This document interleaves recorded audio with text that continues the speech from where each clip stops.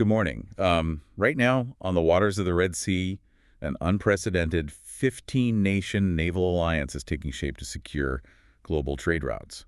But if you look closely at the ships leading this coalition, you will notice a stark absence. They are not flying the American flag. No, they certainly are not. We are looking at a Middle East that is quietly, but very rapidly, rewriting its own security architecture.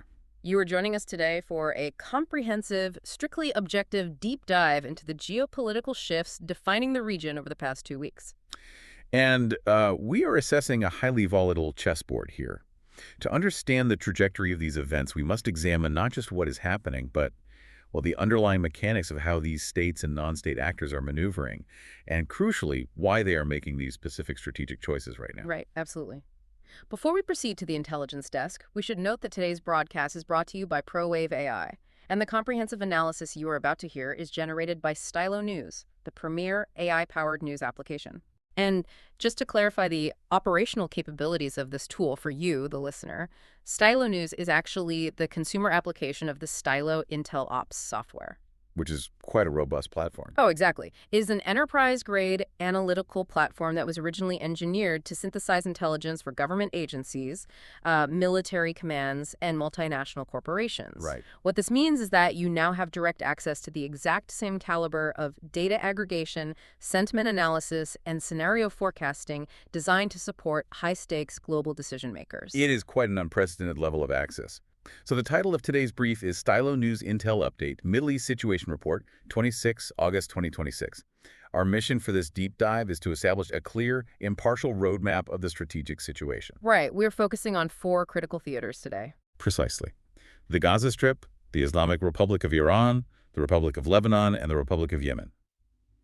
Let us begin with the strategic situation in Gaza, where a new United States brokered diplomatic framework, which was negotiated by U.S. envoy Jared Kushner and Israeli Prime Minister Benjamin Netanyahu, has just emerged. Yes, and the core architecture of this proposal is what we need to focus on. It essentially links any future reconstruction of Gaza and any phased withdrawal of Israeli forces strictly to the upfront verifiable disarmament of Hamas. But the mechanism of this proposed verification is what really warrants close analysis, wouldn't you say? Unquestionably. From the perspective of Israel and the United States, disarmament cannot just be a vague political promise. It must be a physical reality. To enforce this, the framework proposes verification mechanisms overseen by independent third parties. Potentially led by retired military generals from non-combatant nations, correct? Exactly. Mechanically speaking, this would require establishing highly secure weapons handover sites. It would mean granting these international inspectors unhindered access to subterranean infrastructure and, well, systematically cataloging the destruction of munitions. But logically, I have to challenge the premise of this diplomatic track. I mean, we are looking at a geopolitical deadlock where one side is essentially demanding the surrender of the opposing pieces before agreeing to pause the chess clock. That is a very apt analogy. Why would a group like Hamas, whose entire organizational identity and internal authority is predicated on armed resistance, agree to disarm while Israeli forces are still physically present in the territory? Well, from their strategic perspective, they would not. And that is the central friction point of this entire framework. Hamas leadership communications indicate a categorical refusal to disarm while under what they define as occupation. Right. We must understand that for Hamas, their military arsenal is not just a collection of tactical tools used for combat. It is the primary engine of their political leverage. It is how they project power. Exactly. It is how they maintain internal control over competing Palestinian factions, and it is their sole deterrent against Israel. So, to surrender that arsenal up front before a total Israeli withdrawal is viewed by their command structure as institutional suicide. Which perfectly explains why this diplomatic maneuvering seems entirely disconnected from the reality on the ground. Yeah. I mean, we are not seeing a de-escalation out there. We are seeing persistent, high-tempo military engagement. Very high tempo. Israeli artillery barrages and airstrikes are currently concentrated in specific sectors, notably the Tufa neighborhood of Gaza City, the Al-Shadi camp, and the southern approaches of Khan Yunis. And the geography of these strikes is highly calculated. The Israeli military is targeting these specific nodes to degrade remaining command and control structures, as well as subterranean logistical routes. So the strategy is attrition while talking. Precisely. The strategic objective is to maintain constant, acute operational pressure on Hamas infrastructure while diplomacy is negotiated. The logic in Jerusalem is that overwhelming military force will eventually fracture the group's cohesion, compelling the leadership to accept terms. But history suggests otherwise. It often does, yes. Historically, this same kinetic pressure often hardens a militant faction's resolve to retain its remaining weaponry. Surrendering arms while under active bombardment simply violates basic survival instincts. So given this very rigid standoff, what are intelligence analysts actually looking for to signal a genuine breakthrough? What does the data tell us is the most likely outcome here? Well, analysts monitor physical indicators, not diplomatic rhetoric. A breakthrough would look like the actual mapping of weapons caches, or perhaps a public restructuring of Hamas's command elements into a strictly political entity. But we are not seeing that. Not at all. When we synthesize open-source intelligence and sentiment on the platform X, we see profound prevailing skepticism regarding any voluntary disarmament. More concretely, cited U.S. intelligence assessments suggest Hamas is currently engaging in diplomatic deception. Deception in what way? Meaning they are participating in talks regarding withdrawal sequencing solely to buy time without any actual intent to surrender arms. Therefore, the most likely near-term course of action is simply the continuation of tactical military pressure, not a verifiable disarmament breakthrough. Right. And the stalled nature of the Gaza negotiations does not occur in a vacuum.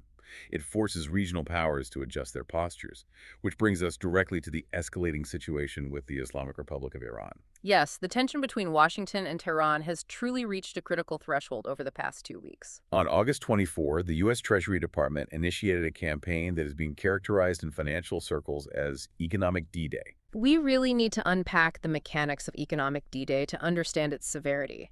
These are not standard targeted sanctions against specific Iranian officials. No, these are much broader. Radically broader. These are sweeping secondary sanctions designed to structurally isolate Tehran from the global financial system. Mechanically, this forces global banking institutions into a very stark binary choice. They have to pick a side. Exactly.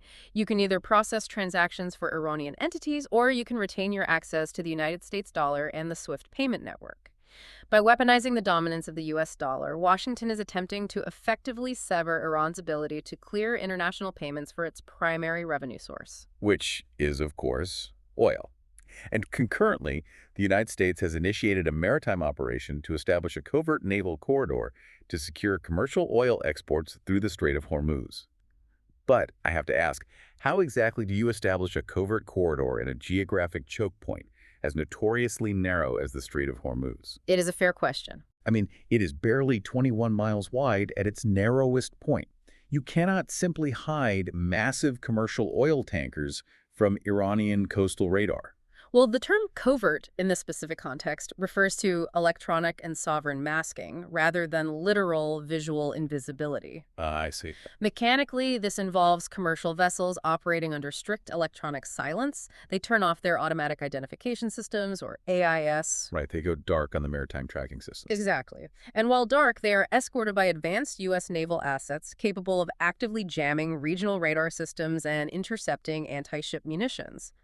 The objective is to blind Iranian coastal defense systems just long enough for high-value convoys to transit the strait. Effectively bypassing Iran's traditional territorial leverage. That is the goal, yes. Well, the Iranian response has been immediate. Yeah. Structurally, the Islamic Revolutionary Guard Corps, via spokesperson Hossein Mohibi, stated Tehran possesses comprehensive strategies to neutralize these sanctions. And he also issued a direct threat to halt all oil exports transiting the strait if this blockade persists. Right.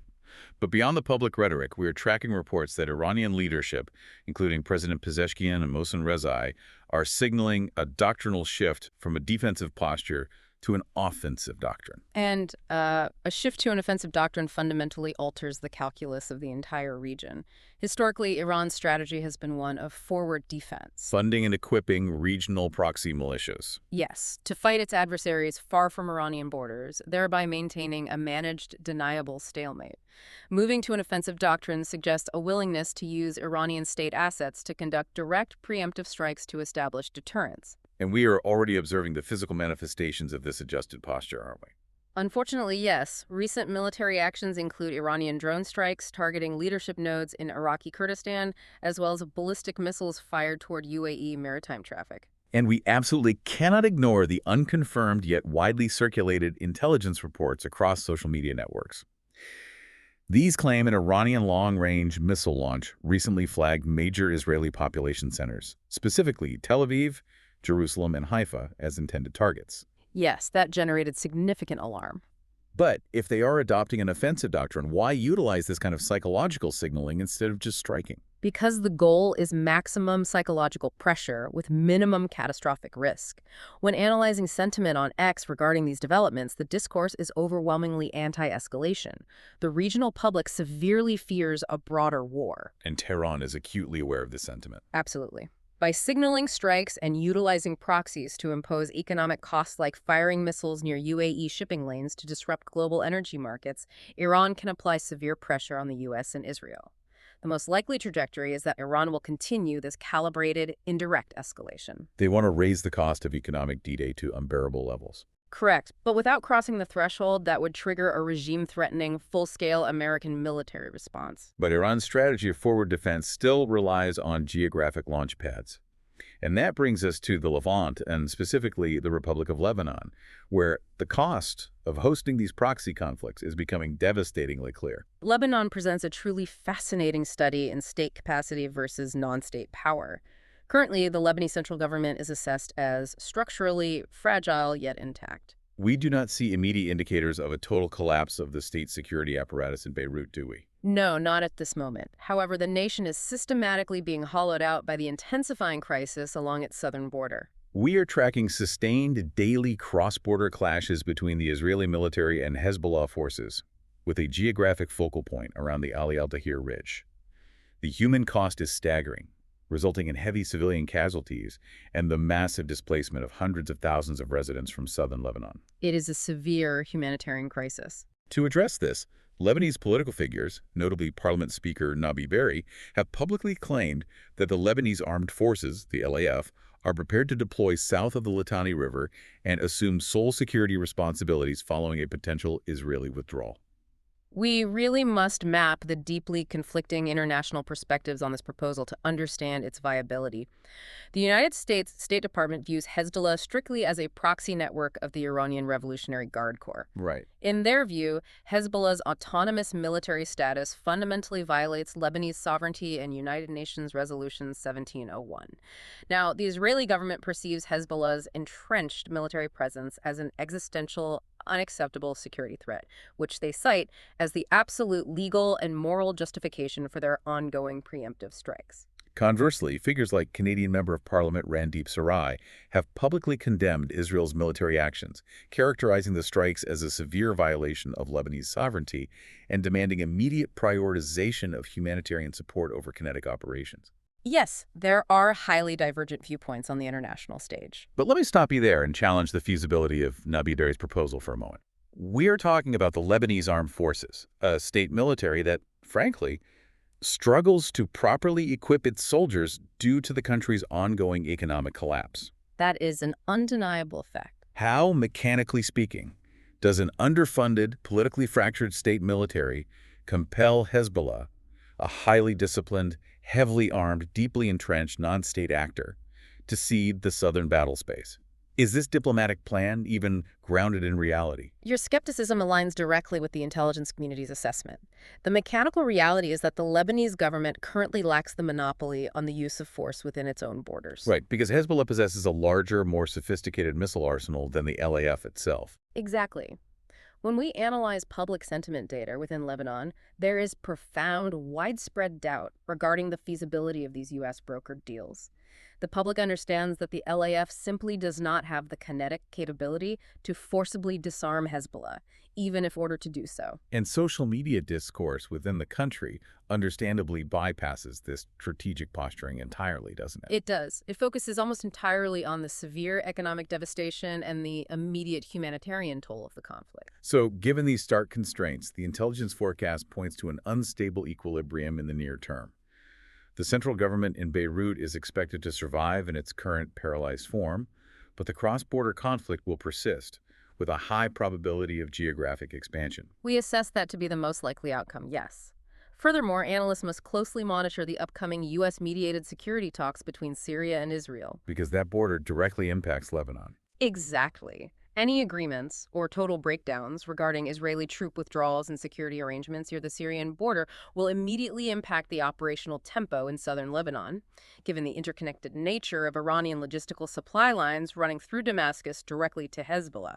Lebanon is certainly not the only regional state struggling to maintain sovereignty against internally armed factions backed by external powers. We turn now to the Arabian Peninsula, specifically the complex multi-front conflict in the Republic of Yemen. The strategic environment in Yemen is highly volatile right now.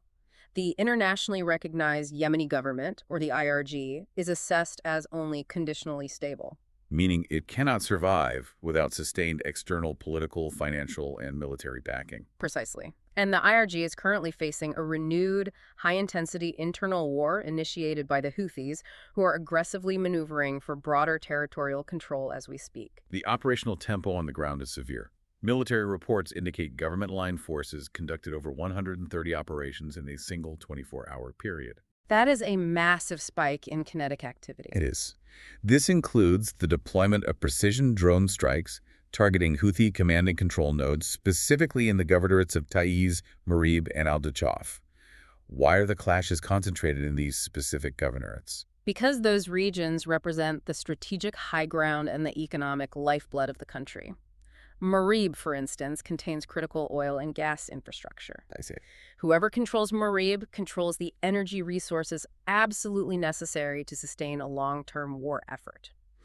Now, in response to these government offensives, the Houthis have maintained a highly aggressive regional posture. They are launching ballistic missile and drone attacks directed at Saudi-linked military positions. Yes, while simultaneously continuing their campaign of strikes against commercial and naval vessels transiting the Red Sea and the Bab al-Mandeb Strait. To counter this persistent threat to global shipping lanes, Saudi Arabia is taking proactive structural measures that represent a significant departure from historical precedent. Riyadh has initiated the formation of a 15-nation naval alliance explicitly designed to secure these maritime routes. But even more notably, Saudi Arabia has just entered into a mutual defense pact with Turkey and Pakistan. That feels huge. This is perhaps the most consequential strategic development of the quarter. We really must analyze the mechanics of this specific triad. By aligning with Turkey, Saudi Arabia secures backing from a major NATO power with an advanced, battle-tested drone manufacturing base and deep expeditionary experience. Right. And by bringing in Pakistan, Riyadh aligns with a nuclear-armed state possessing one of the largest standing militaries in the Islamic world. Exactly. The implication here is massive. This deliberate move to diversify their security architecture seems to be a calculated effort to fundamentally reduce their historical reliance on the United States military umbrella. Are we looking at the end of American security hegemony in the Gulf? We are looking at a very deliberate transition. Social media tracking and open-source intelligence confirm that global markets are intensely focused on these maritime threats. Right. The most likely immediate outcome in Yemen is a continuation of tactical, localized battles of attrition, as neither the recognized government nor the Houthis possess the logistical capacity for a decisive, immediate strategic victory. Consequently, the international shipping lanes off the coast of Yemen will remain a highly volatile flashpoint. But the Saudi-Turkey-Pakistan alliance indicates that regional actors are preparing to manage this volatility independently without waiting for Washington. We have covered an immense amount of ground today, analyzing the mechanics behind the deadlocked disarmament demands in Gaza, the structural impact of economic D-Day on Iran, the fragile equilibrium in Lebanon, and the relentless territorial and maritime conflicts emanating from Yemen. As we conclude this intelligence briefing, I offer one final objective observation regarding the long-term trajectory of the global landscape. The world's attention is understandably fixed on the direct kinetic clashes, the artillery fire, the drone launches, the airstrikes. The immediate tactical events. Yes. But the most consequential shift over the coming decades is occurring quietly in the diplomatic background. The rapid formation of independent security pacts, such as the alliance between Saudi Arabia, Turkey, and Pakistan, reveals a profound structural truth. Which is? Regional powers are no longer waiting for external guarantees. They are actively building a new security architecture that relies far less on traditional Western military umbrellas. Returning to our earlier analogy of the geopolitical chessboard, the pieces are not simply moving. The players are beginning to construct entirely new boards of their own design. That is a profound structural shift that will fundamentally redefine international relations in the coming months and years. For those of you who require this level of objective, unvarnished intelligence to track these developments as they happen, this broadcast was generated using the Stylo News platform.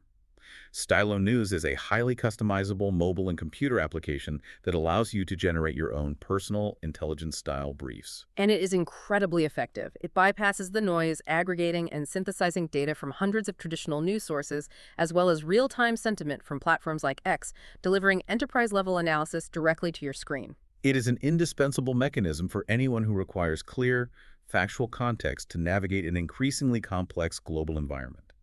To get AI-powered news on demand and to customize your own daily intelligence updates, you can subscribe right now by visiting www.stylonews.com. Highly recommended for anyone tracking these events. Well, stepping away from the anchor desk for just a moment, thank you so much for joining us for this deep dive. We truly appreciate you taking the time out of your day to explore the mechanics behind these complex global issues with us.